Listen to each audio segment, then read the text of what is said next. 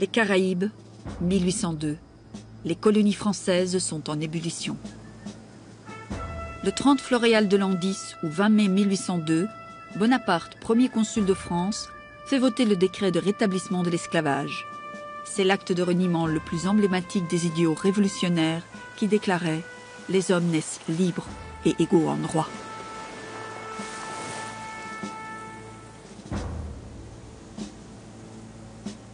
Le décret du 20 mai ensanglantera le début du règne de Bonaparte. Et aujourd'hui encore, il continue d'entretenir ses parts d'ombre et de nourrir les controverses. Pourquoi Bonaparte a-t-il en 1802 décidé de rétablir l'esclavage ?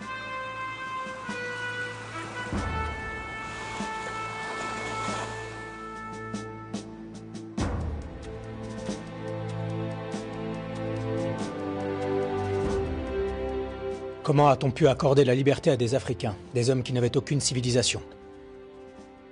Il fallait rétablir l'ordre dans les colonies. Je fais toujours ce qui est convenable au bien de mon pays. Et les clameurs insensées des hommes qui veulent savoir mieux que moi ce qui convient ne m'inspirent que du mépris. Je n'ai agi que dans l'intérêt de la France. Paris, mai 1802. Le 16, le projet de la loi de rétablissement de l'esclavage est présenté au tribunat. C'est le porte-parole Adet qui fut chargé de cette mission. Il a très bien présenté l'affaire. Il a très justement souligné que, quelque horreur qu'il inspire, l'esclavage est utile dans l'organisation actuelle des sociétés européennes. Le décret rétablit l'esclavage dans les colonies, notamment en Guyane, en Guadeloupe et à Saint-Domingue, alors qu'il y était aboli depuis 1794. Pourquoi Bonaparte prend-il une telle décision? Choisit-il un tel reniement? La première raison relève bien de ce que l'on appelle aujourd'hui la géopolitique.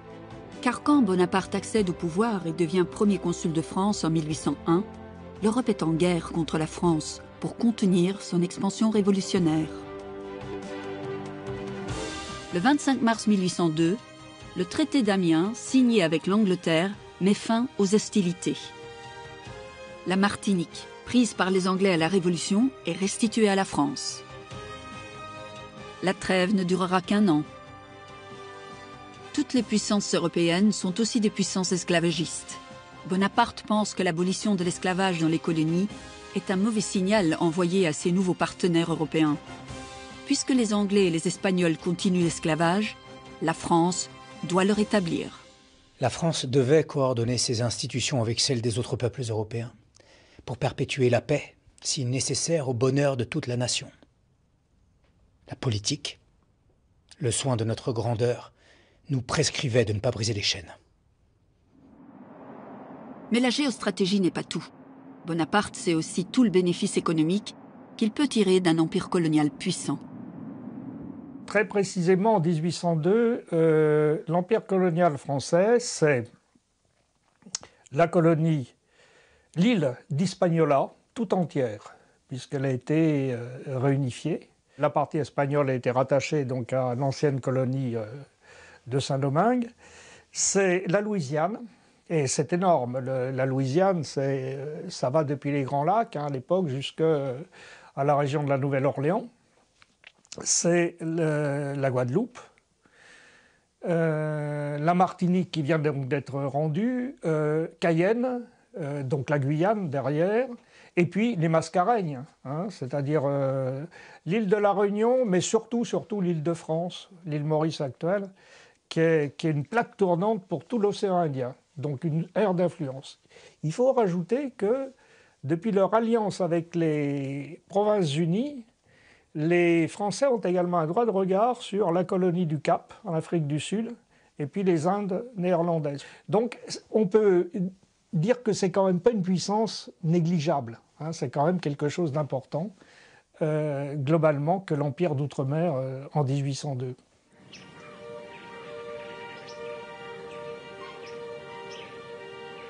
Derrière toute prédation coloniale se cache une prédation économique et libérale.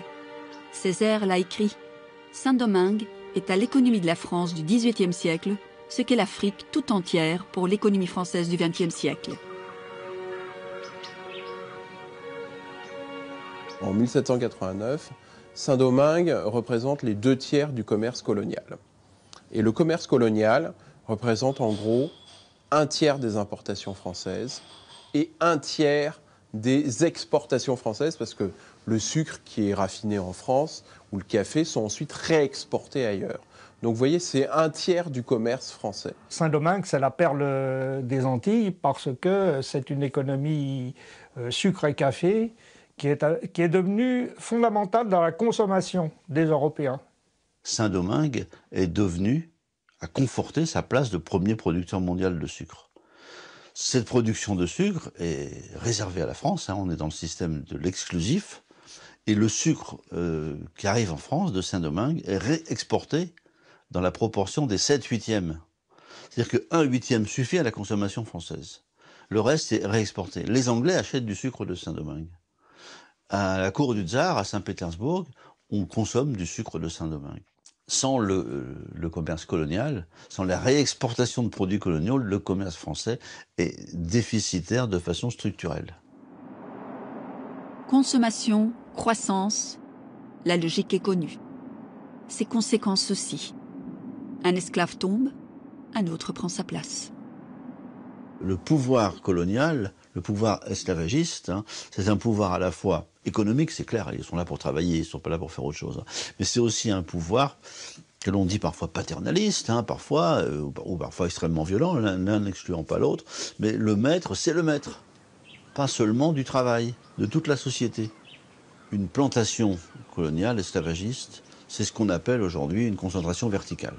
C'est-à-dire que le même propriétaire, le même maître, est à la fois agriculteur, il produit la canne, industriel, il la transforme, et commerçant, il la commercialise, il la vend. À Saint-Domingue, les 2/3 de la population sont nés en dehors de la colonie. Ils arrivent du Bénin, du Congo. On les embarque dans les ports prospères de Nantes, de Bordeaux, de La Rochelle, de Dunkerque, de Bayonne, de Marseille, de Honfleur. En Guadeloupe, les esclaves arrivent à Petit Canal. À leur descente du bateau, ils sont emmenés, entravés et enchaînés en haut de cet escalier pour y être vendus. Le nom des tribus africaines dont ils provenaient, ils sont encore écrits aujourd'hui. Un homme à Paris se bat contre cette prédation. C'est l'abbé Henri Grégoire. En 1802, le combat anti-esclavagiste devient le combat de sa vie. Depuis 3 siècles, l'Europe qui se dit chrétienne et civilisée torture sans relâche, sans pitié, en Amérique et en Afrique, des peuples qu'elle nomme barbares et sauvages. Elle a apporté chez eux la crapule, la désolation et l'oubli des sentiments de la nature. Tout ça pour se procurer de l'indigo, du sucre, du café. Étrange période où les hommes d'église, censés incarner le parti conservateur, défendent l'abolition de l'esclavage. C'est le cas de l'abbé Grégoire et de l'abbé Raynal, où les réformateurs, qui ont fait les Lumières, puis la Révolution, se rangent peu à peu derrière le lobby esclavagiste, et où l'opposition entre royalistes et républicains s'efface au profit d'une solidarité de classe. Il faut mettre au crédit du christianisme cette affaire-là. C'est-à-dire qu'il y a quand même des gens conscients qui sont des ecclésiastiques et qui ont dit non. Quel moyen de raisonner avec des hommes à qui, si l'on évoque la charité, répondent « balance du commerce ». Ils disent « que deviendra le commerce si on supprime la traite ?» Trouvez-en un qui dise, en la continuant, que deviendra la justice, l'humanité. Il y a vraiment eu une critique, un mouvement critique profond de ces méthodes massacrantes et déshumanisantes, pour dire le mot, des conquistadors et des premiers pas de la colonisation. Ça, c'est absolument clair. Et ce mouvement n'a jamais disparu. Mais en 1802, ce mouvement s'affaiblit. Les raisons politiques et économiques ne sont pas les seules justifications sur lesquelles Bonaparte peut s'appuyer pour rétablir l'esclavage. Un autre mouvement de pensée est en train de naître. Il a pris sa source au cœur même de la France des Lumières. Un mouvement qui va donner naissance à ce que l'on appelle aujourd'hui le racisme. En 1802, les Français étaient prêts pour comprendre que les idées de liberté et d'égalité ont été dangereusement propagées vers nos colonies lointaines. Dans ces contrées, la différence entre l'homme civilisé et celui qui ne l'est pas exigeait d'établir des lois spéciales.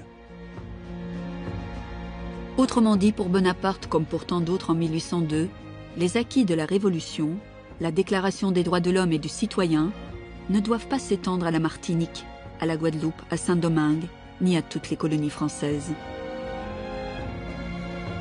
Les événements de Saint-Domingue-Haïti sont des événements très compliqués. C'est très complexe à expliquer parce que constamment, les autorités françaises ont eu des positions qui n'ont cessé d'évoluer au cours du temps.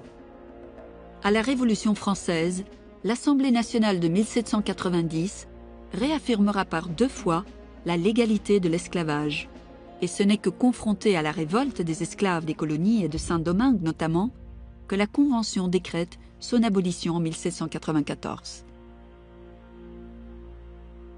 Il faut rappeler que l'abolition de l'esclavage a été imposée par l'insurrection, puis par la loi, dans une période quand même révolutionnaire extrêmement radicale. Les esclaves se sont donc en quelque sorte libérés eux-mêmes. Toujours dominés par les maîtres, certains continuent la lutte clandestinement. D'autres, mulâtres ou libres de couleur, sont devenus des officiers de l'armée française, des serviteurs de la France qui croient à ces nouvelles valeurs de liberté et d'égalité.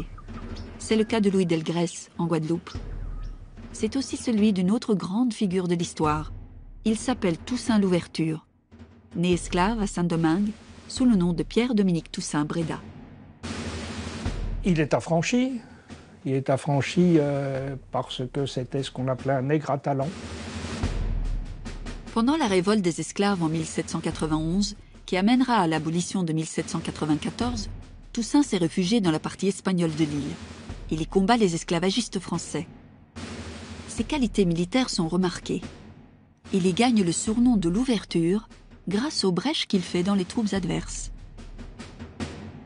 Sur le continent Amérique, conquis depuis 1492, vous allez avoir un véritable mouvement qui part de la société esclavagiste, des esclaves, avec des alliés. Ils ont des alliés dans une partie de la société des libres de couleur qui se sont alliés avec eux. Toussaint, donc, va très rapidement, en tant que militaire, prendre l'ascendant. L'ascendant sur ses troupes, l'ascendant sur l'ensemble des troupes et sur le pouvoir blanc, sur le pouvoir de la métropole. Il va s'imposer.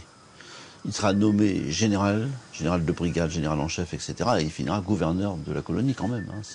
C'est un poste extrêmement élevé, impensable évidemment, pour un noir quelques années avant, même s'il n'était pas esclave.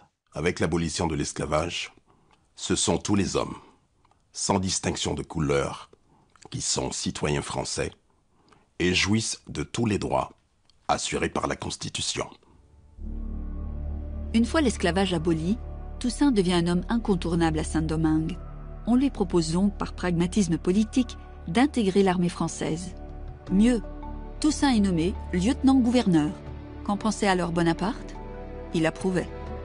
Nous avons conçu pour lui de l'estime.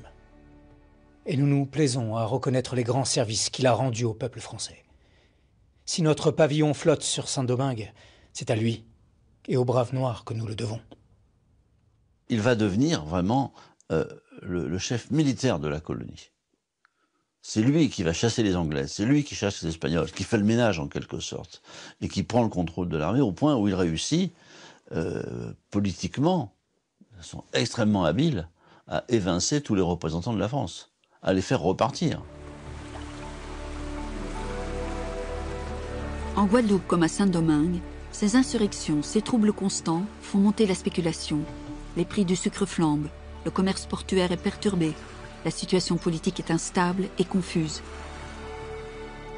Toussaint, inflexible, poursuit son idéal. Les 85% du commerce colonial, c'est Saint-Domingue. Donc on sait bien que si on enlève ces 85%, ce qui reste, ça pèse pas lourd. Et comme par enchantement, devant cette réalité économique, l'opinion sur Toussaint Louverture d'un Bonaparte devenu premier consul change du tout au tout. Toussaint n'était pas un homme sans mérite, bien qu'il n'ait jamais été celui que l'on a essayé de peindre dans le temps. Son caractère, d'ailleurs, prêtait peu à inspirer une véritable confiance. Nous avons eu fort à nous en plaindre. Il eût toujours fallu s'en défier.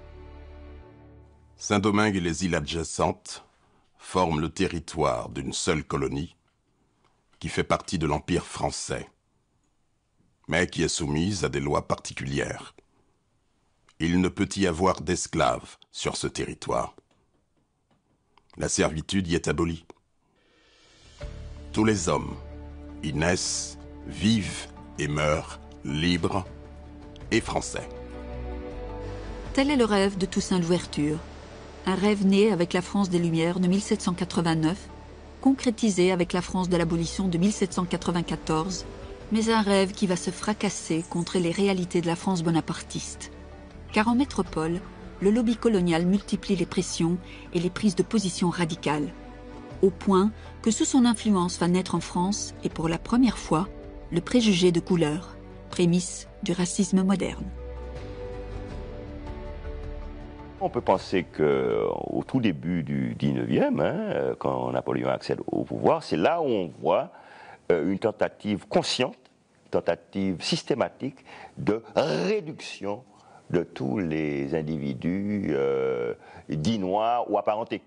C'est au tout début du 19e siècle qu'on voit apparaître un ouvrage, on va publier un ouvrage qui s'appelle « Histoire naturelle du genre humain ». Et là, c'est la première fois que l'on voit imprimer le fameux tableau avec les têtes, le buste, un buste grec et un Apollon tout en haut, et tout en bas, un grand singe. Et entre les deux, les gradations ou les dégradations de l'espèce humaine. Les Africains sont considérés comme le maillon intermédiaire entre l'être humain et le singe. On abandonne la conception, la théorie de l'unité de l'espèce humaine pour une espèce humaine hiérarchisée. Les recherches approfondies sur l'organisation humaine prouvent que malgré les différences de couleur, jaune, cuivrée, noire ou blanche, elle est une. L'esclavage est comme la liberté dans la nature.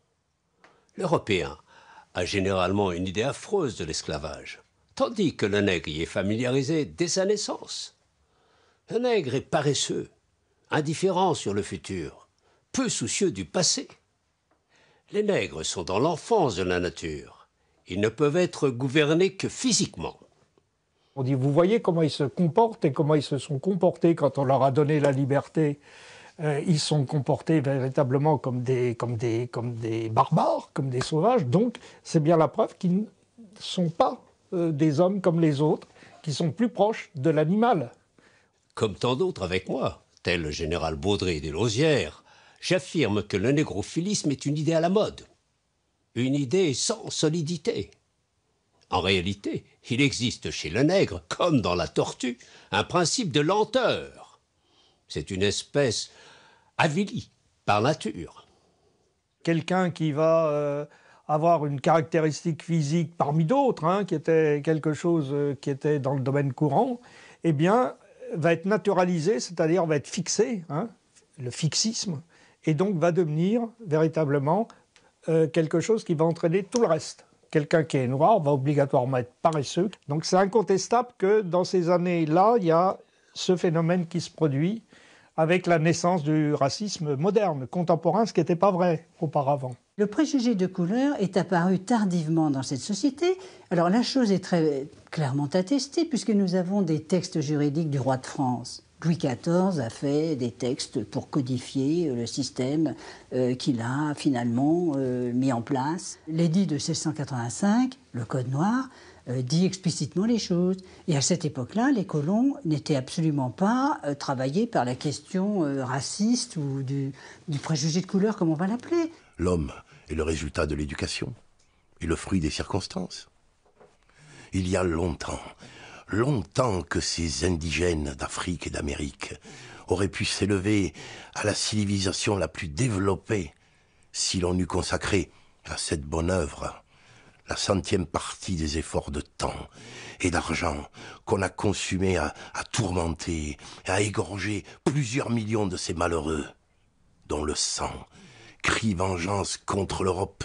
La société coloniale repose sur 3 fondements qui sont l'esclavage, donc qui permet la production de sucre, de café, d'indigo, de coton par des esclaves, l'exclusif, l'obligation d'exporter toutes ces productions vers la métropole, et puis troisième principe, c'est le préjugé de couleur, donc qui fait que tous ceux qui ont une ascendance africaine sont considérés comme inférieurs, soit sont dans l'esclavage, soit sont dans une liberté, mais une liberté avec moins de privilèges que les Blancs. Voilà, être blanc, c'est un privilège dans les colonies à cette époque-là.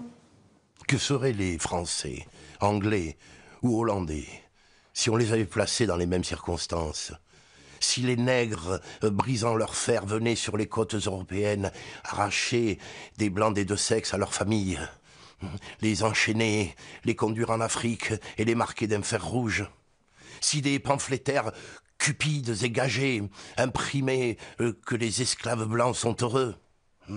Si ces esclaves blancs, vendus ou volés, achetés par le crime, étaient forcés au travail à coups de fouet, sous un climat funeste à leur santé, quel cri d'horreur retentirait de nos contrées. Là, il y a une cassure qui se produit. Et on considère que quoi qu'il fasse, il y a des civilisations, donc des peuples, qui, de toute façon, ne pourront jamais atteindre le processus général. Donc, ne pourront jamais passer du stade sauvage au stade civilisé. Il faut apprécier les hommes, non d'après leur couleur, leur richesse, leur puissance, mais d'après leur qualité personnelle. Bonaparte, lui, a choisi son camp. Les voix de l'abbé Grégoire et de quelques rares autres sont de plus en plus minoritaires. Bonaparte est une famille de colons italiens, de colons génois, de colons de Corse. Donc, leur idée coloniale me semble arrêtée depuis des générations. Si la hiérarchie des races est née en France, où se situe Bonaparte dans ce débat? Bonaparte adhère-t-il à ses idées par racisme ou par calcul politique? La vérité, c'est que, comme toujours avec cet homme, il a une attitude pragmatique et utilitaire sur ce sujet. Il a, par exemple, aboli l'esclavage à Malte et l'a maintenu en Égypte. Avant que Toussaint Louverture ne devienne gouverneur à Saint-Domingue, Bonaparte était plutôt partisan de l'abolition. Mais à Paris, l'ère des parlementaires noirs est révolue. Croyez-vous que si la Convention avait su ce qu'elle faisait dans les colonies, elle lui donnait la liberté aux Noirs? Le sentiment d'humanité est toujours puissant sur l'imagination. Mais à présent, tenir encore à ses principes serait de l'hypocrisie. Mes conseillers me disent « Les nègres ne sont ni français ni anglais, ils sont nègres ». Ils restent mes conseillers. Toute l'attitude de Bonaparte vis-à-vis des Noirs est placée sous le signe de l'ambiguïté, de l'indiscernable. Il se lance dans une chasse aux sorcières que certains tiennent pour de l'acharnement personnel. Le 13 septembre 1802, Bonaparte fait révoquer le général Dumas. Ce colosse noir, père de l'écrivain, a jadis commandé les 45 000 hommes de l'armée des Alpes. Il est le héros des combats du Mont-Cenis et du Saint-Bernard contre l'armée austro-sarde. Un homme dangereux, serviteur jadis, mais qui risquait lui aussi de se retourner contre les nôtres. Je ne pouvais lui faire la moindre confiance. Tous les gens de couleur, pour parler de façon générale, qui sont des hommes éminents, des généraux, de grands artistes dans la métropole, il ne s'agit pas seulement des colonies, seront dégradés, seront écartés, seront exilés. Il a été extrêmement contradictoire, voilà. C'est-à-dire qu'il appartient plutôt, je crois, au monde du XVIIIe siècle. Parce qu'il peut avoir des jugements extrêmement, qui peuvent passer pour racistes à l'égard des populations, mais qui étaient ceux des préjugés de son temps. Alors que son entourage, il est entouré par le ministre Decrès, le ministre de la Marine, qui lui est extrêmement violent, et lui par contre il est extrêmement raciste, c'est-à-dire il considère qu'un noir est incapable de la liberté. Bonaparte, homme des préjugés de son temps? Soit. Pourtant, ce temps porte aussi des hommes radicalement engagés contre ces préjugés. À toutes les raisons économiques, politiques et donc idéologiques au rétablissement de l'esclavage, on a longtemps associé une raison plus intime. Liée à Joséphine, son oiseau des îles. On a supposé qu'elle avait joué un rôle dans ses choix coloniaux. Prétendre que Joséphine ait eu la moindre influence sur mes décisions politiques est absurde. Je ne me réfère à personne quand il s'agit de l'avenir de mon pays. C'est une des farces coloniales, des contes de fées qu'on nous raconte pour essayer d'excuser les responsabilités. Ce que l'on sait, bien sûr, Joséphine est l'épouse de Napoléon. Bien. Qu'elle est une martiniquaise, coloniale, attachée aux vertus de l'esclavage. Mais textuellement, on connaît simplement une lettre d'elle où elle dit à ses parents que Napo se serait chargé de régler la question. C'est tout ce qu'on connaît. En tout cas, elle n'est pour rien dans ce rétablissement de l'esclavage. Elle l'applaudit peut-être des deux mains. Le rôle de Joséphine n'est pas avéré. La réalité, c'est qu'en 1802, l'esprit des Lumières est en plein recul en France. Les lobbies coloniaux n'ont jamais été aussi puissants. La raison économique et libérale l'emporte sur tout. La guerre européenne connaît une trêve. Tout concorde pour Bonaparte. Sa grande contre-révolution coloniale peut commencer. Fallait-il sacrifier aux Noirs les intérêts de notre pays ? Sur le plan intérieur, il s'agit de préparer la loi de rétablissement de l'esclavage, et sur le plan extérieur, il faut lancer des expéditions pour amener l'ordre en Guadeloupe et à Saint-Domingue. Tout ça, simultanément, tout est pensé, prémédité. Dans le même temps, Bonaparte a autorisé les navires négriers à retourner vers les côtes africaines. Le projet est simple et glaçant. En cas de résistance, se défaire de la population rebelle et la remplacer par des esclaves nouvellement arrivés. En Guadeloupe, il faudra 2 vagues d'expéditions. La première, dirigée par le général Lacrosse, est un échec. Il va se heurter à la résistance de Louis Delgrès, métis né libre, devenu officier de l'armée française. Louis Delgrès, qui est quelqu'un qui a beaucoup de culture, enfin son dossier militaire montre qu'il sait bien lire, bien écrire, bien compter, qui visiblement est pénétré par les idées de la Révolution et des Lumières, ne va pas accepter, en octobre 1801, de voir finalement ce qui se profile avec notamment le gouvernement de Lacrosse, qui est l'envoyé de Bonaparte, qui mène une politique répressive contre les Jacobins, contre les officiers de couleur. Et donc, suite à cela, il décide de participer à une révolte des officiers de couleur qui entraîne le renvoi de Lacrosse. Ce qu'on sait par la correspondance de certains espions espagnols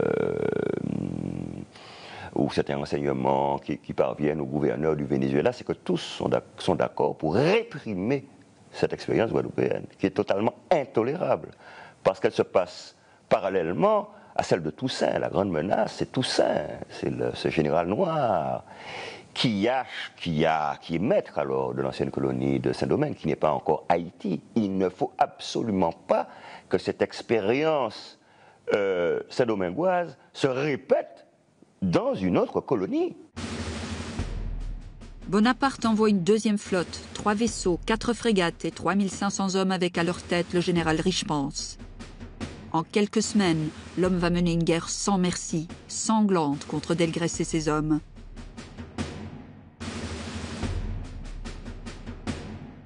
Et lorsque le général Richepense est envoyé pour rétablir l'ordre en Guadeloupe, il a le sentiment que Lacrosse est un peu dans les bagages de Richepense et il décide d'aller jusqu'au bout de la révolte et donc de mener une lutte armée.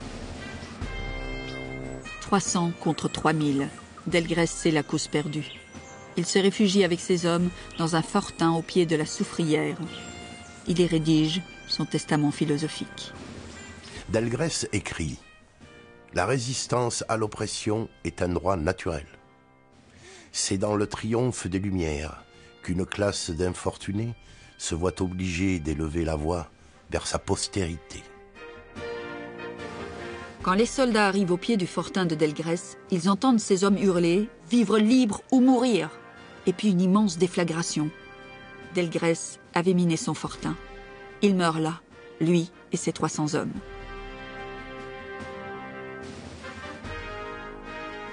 Et donc ils sont presque tous morts. Il y a eu des prisonniers qui ont été pendus, qui ont été fusillés.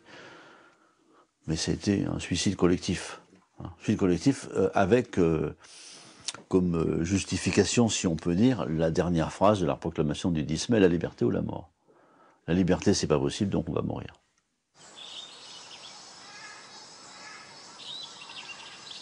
Suicide héroïque et vain. En quelques mois, Bonaparte a gagné la partie en Guadeloupe. Une victoire pour Bonaparte? Pas tout à fait. La Guadeloupe a cédé, mais Saint-Domingue résiste. Toussaint Louverture se transforme en quasi-chef d'État. On parlera pour Saint-Domingue de cette époque d'un quasi-État. Toujours est-il qu'une fois au sommet du pouvoir civil et militaire, il va mener une politique totalement autonome par rapport à la France. Et il va prendre 3 décisions. On comprend que Bonaparte n'a pas été content du tout. 3 décisions qui relèvent de la souveraineté. Premièrement, il signe un traité de commerce avec les États-Unis, sans demander l'avis de Paris, brisant le sacro-saint principe de l'exclusif. Deuxièmement, il occupe la partie espagnole de l'île et y abolit l'esclavage. Cette partie avait été reconnue comme française par le traité de Bâle en 1795, mais c'était officiel, mais les institutions et l'administration espagnole avaient été laissées en place, et donc Toussaint Louverture ne fait qu'appliquer les dispositions du traité, sauf qu'il n'en a pas reçu les instructions. Et troisièmement, il rédige et promulgue une constitution. Louverture a attaqué l'Espagne à Saint-Domingue, au moment même où j'œuvre à une réconciliation franco-espagnole. Il se permet même d'élaborer une constitution pour Saint-Domingue, sans la soumettre à notre autorité. On dit qu'il ambitionne de se proclamer gouverneur à vie. Qui peut prétendre à un tel despotisme dans des îles qui sont territoires français? Quelles que soient les sinuosités de son parcours, Toussaint ne déroge pas à sa règle principale. Vouloir rétablir l'esclavage à Saint-Domingue serait tenter l'impossible. Nous avons su affronter des dangers pour obtenir notre liberté, et nous saurons affronter la mort pour y parvenir. Le ressort de cette révolution, c'est quand même, bien sûr, la mobilisation extraordinaire des esclaves de Saint-Domingue, qui va enflammer toute l'Amérique esclave, si vous voulez, pour dire les choses clairement, et qui va être une véritable menace pour tous les colonialistes de l'Amérique, et ils sont puissants. Bonaparte fait rayer Toussaint Louverture des cadres de l'armée française. Le 20 janvier 1802, 54 navires, 21 000 hommes avec à leur tête le capitaine général Leclerc, débarquent à Saint-Domingue. L'armée de Toussaint est forte d'environ 30 000 hommes. Napoléon Bonaparte ne peut pas supporter d'avoir un général insubordinné et donc il démet Toussaint Louverture de ses fonctions. Dans le parti que j'ai pris d'anéantir à Saint-Domingue le gouvernement des Noirs, j'ai été moins guidé par des considérations de commerce que par la nécessité d'étouffer dans toutes les parties du monde toute espèce de germe d'inquiétude et de trouble. La France ne reniera pas ses principes. Elle ne nous enlèvera pas le plus grand de ses bienfaits. Elle nous protégera contre nos ennemis. Elle ne permettra pas que le décret d'abolition soit révoqué. Entre Napoléon et Toussaint Louverture évidemment regarde Napoléon comme étant un général qui a réussi. C'est quand même un élément important. Napoléon voit effectivement vraisemblablement Toussaint Louverture comme quelqu'un avec qui il faut composer pendant longtemps. Pendant longtemps, il va s'appuyer sur Toussaint Louverture, il ne faut pas l'oublier, en 1801-1802, au début, on le voit de manière claire, avant d'envoyer Leclerc, il y a tout un épisode où, au contraire, il joue même Toussaint Louverture contre d'autres chefs locaux. Pendant plusieurs mois, Toussaint livre à Leclerc une bataille serrée. Mais en dépit de l'âpreté des combats et malgré la fièvre jaune qui décime son armée, Leclerc est victorieux. Il ne s'agit pas de la victoire de Leclerc, ni de notre défaite. Nous avons choisi de nous entendre pour le bien commun de Saint-Domingue. J'ai signé un traité avec les Français qui stipule que l'esclavage ne sera pas rétabli sur l'île. Leclerc a prononcé l'amnistie générale. C'est un accord de paix acceptable. On ne peut pas arriver drapeau en tête, vive l'esclavage. On ne peut pas. Il faut rétablir l'ordre, il faut expliquer. Alors il y a des discours de Leclerc qui sont, à mon avis, peut-être je suis naïf, mais sont à mon avis sincères. Leclerc répète, partout où il passe à Saint-Domingue, « Je ne suis pas là pour rétablir l'esclavage. La France vous a fait libre, la France vous garantit votre liberté. » Ce sont les mots mêmes de Leclerc, les affiches, etc., partout. Et la lettre du ministre de la Marine et des Colonies, lettre secrète, est explicite. Rétablissez l'ordre, n'employez jamais le mot esclavage, ce mot tabou qui a fait couler tant de sang, etc., etc.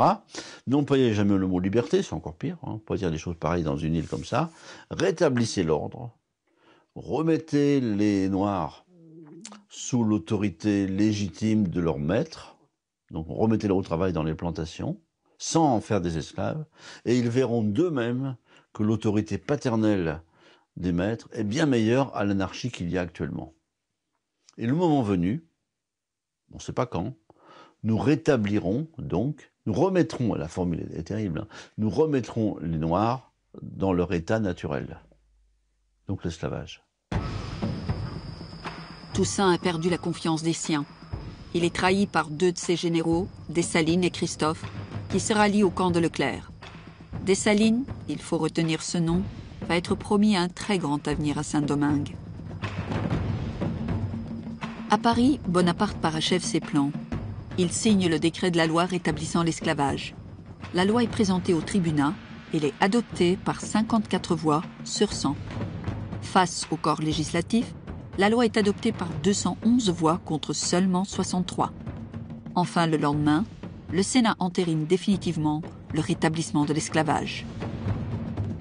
L'esclavage est officiellement rétabli en France et aucun des protagonistes de Saint-Domingue ne le sait encore. La loi est votée le 20 mai. Le 7 juin, Leclerc fait arrêter Toussaint Louverture. Celui que l'on a surnommé le Spartacus noir, sa famille et ses proches sont conduits par les soldats sur le navire Le Héros. C'est la déportation vers la France. Triste ironie de l'histoire, c'est un 14 juillet que Toussaint arrive à Brest. Son arrestation faisait partie du programme. Il fallait éradiquer cette élite noire. Ces noirs, ces nègres portant épaulettes, dit avec un grand mépris, quoi. Il faut se débarrasser de tous ces gens-là. Toussaint Louverture est enfermé au secret au fort de Joux, dans le Doubs, à la frontière suisse, dans une cellule dont la fenêtre est presque entièrement murée. Le fort de choix du fort de Joux est évidemment très symbolique. C'est l'endroit de France le plus éloigné de la mer.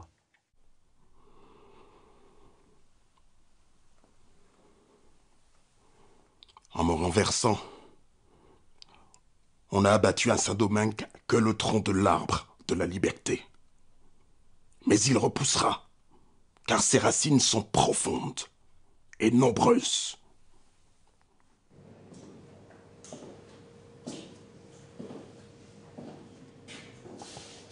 Il est mort d'épuisement, il est mort d'une vie extrêmement fatigante, et tout permet de penser qu'il avait la tuberculose. Tout permet de le penser. Toussaint déporté, la Guadeloupe reprise et remise au fer, Leclerc maître en Haïti, avec sous ses ordres les officiers noirs Dessalines et Christophe, la stratégie de Bonaparte semble avoir trouvé un dénouement victorieux. Mais Bonaparte veut plus. Il s'agit bien de réduire toute opposition à néant. Et Leclerc entame avec la complicité des ralliés Dessalines et Christophe une véritable guerre de terreur. Désarmer les rebelles, chasser les marrons, exiler les réfractaires. J'ai écrit à Leclerc qu'avant septembre, je comptais bien qu'il renvoie tous les généraux noirs. Il ne faut plus souffrir aucun noir ayant le grade au-dessus de capitaine dans l'île. Sans cela, nous n'aurions rien fait. Et une immense et belle colonie serait toujours sur un volcan et n'inspirerait de confiance ni aux capitalistes, ni aux colons, ni au commerce. Mais le vent tourne, et le rêve saint-domingois de Bonaparte va bientôt s'effondrer. Leclerc se meurt de fièvre jaune.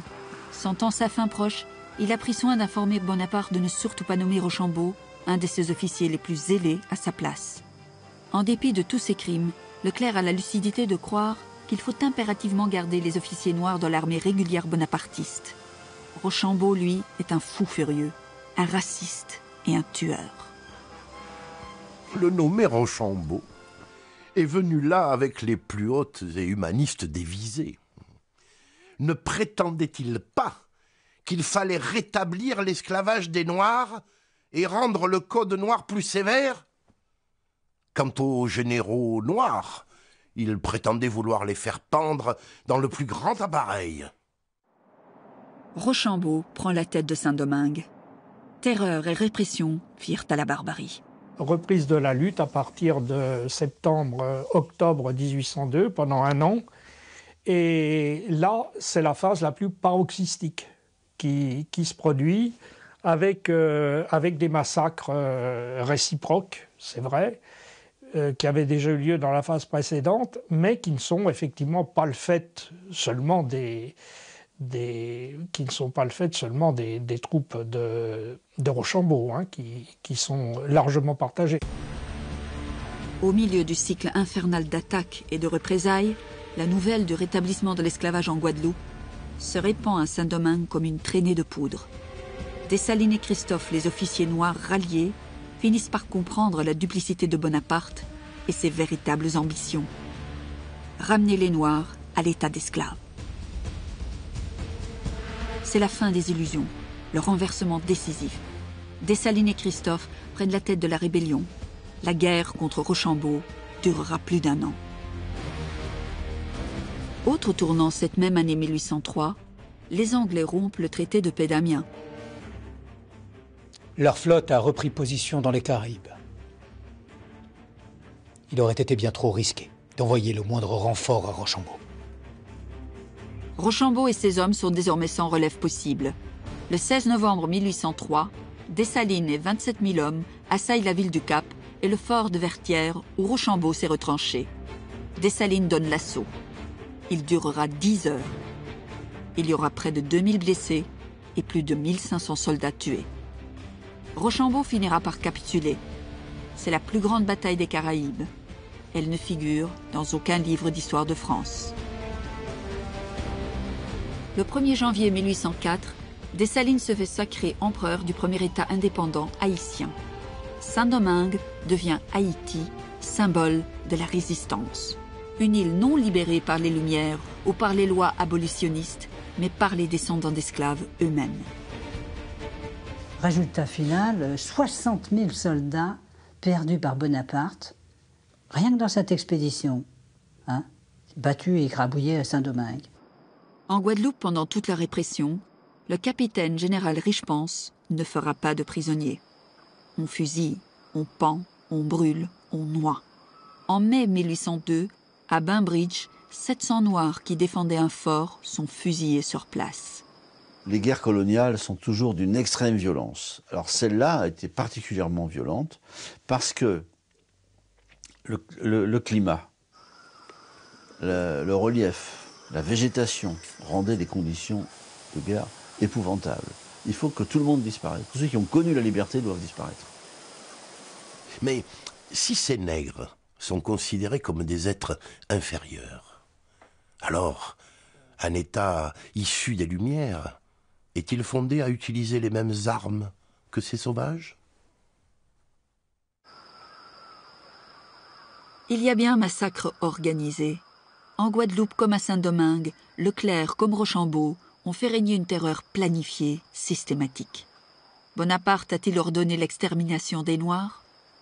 Quel est son degré de responsabilité? Est-il le commanditaire de ces massacres?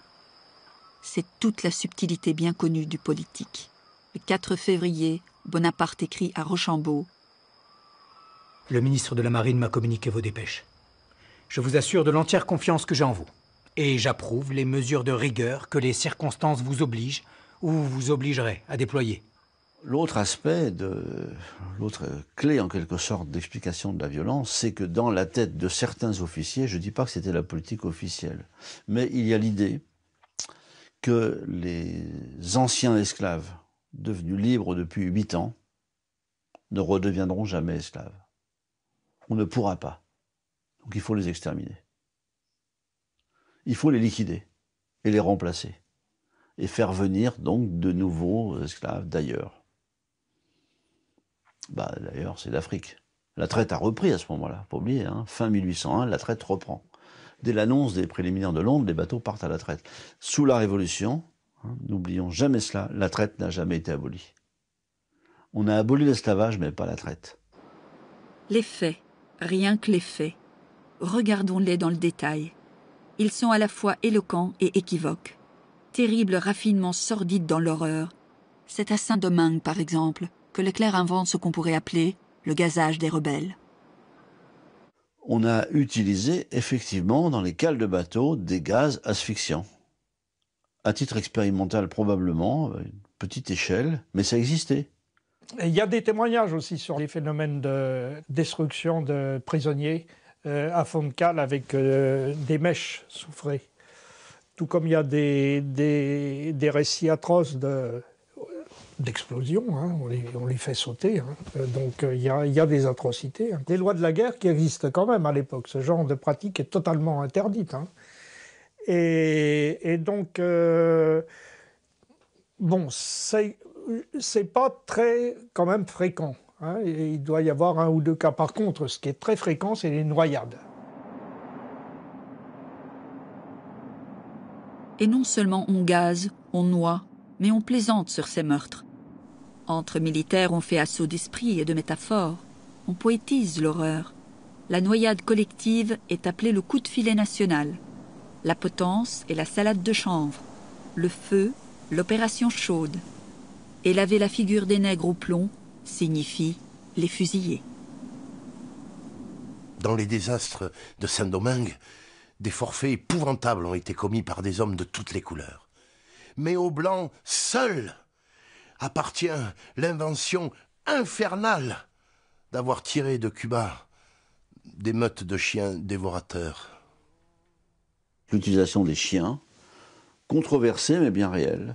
On a fait venir des chiens de Cuba, des chiens chasseurs d'esclaves, et on les a lâchés dans la jungle, dans la brousse, pour aller chercher les fugitifs, etc., et les déchiqueter, quoi, tout simplement.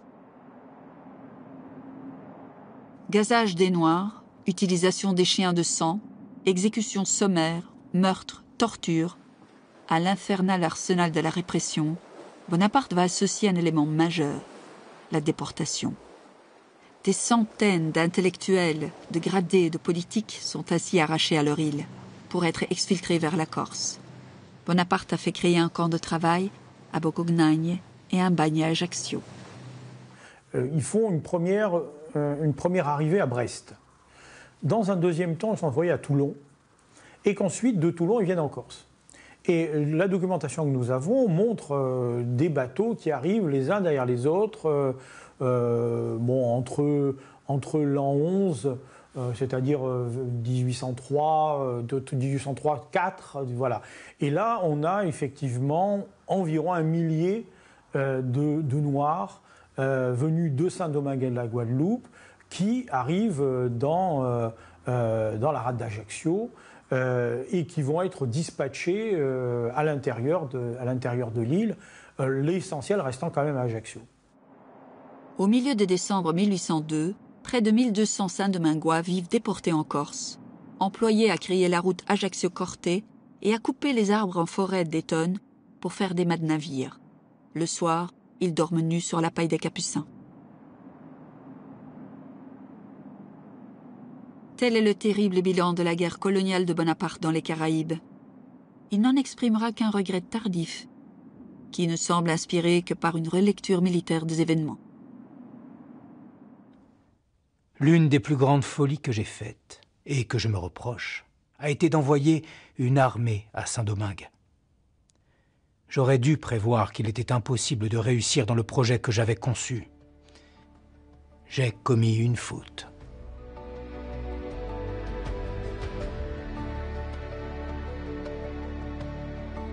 Sur ordre de Bonaparte, de 1802 à 1803, 250 000 Français, noirs ou mulâtres, furent mis ou remis en esclavage. Près de 100 000 furent brûlés, pendus, noyés, fusillés, torturés et déportés. Les lois de la consommation et de la balance commerciale, la guerre hégémonique entre puissances européennes, la prospérité d'une poignée d'hommes influents bénéficiant du commerce colonial, la naissance du préjugé de couleur. Ces raisons forment le grand tout de ce que l'historien Yves Benot a appelé la démence coloniale sous Napoléon. De Saint-Domingue, devenu Haïti, Aimé Césaire dira « La négritude s'y mit debout pour la première fois. Ce fut leur conquête. Mais leur conquête était aussi pour nous tous, si nous en étions dignes. D'un colonialisme peut jaillir un autre. Cette histoire est notre tragédie à tous. »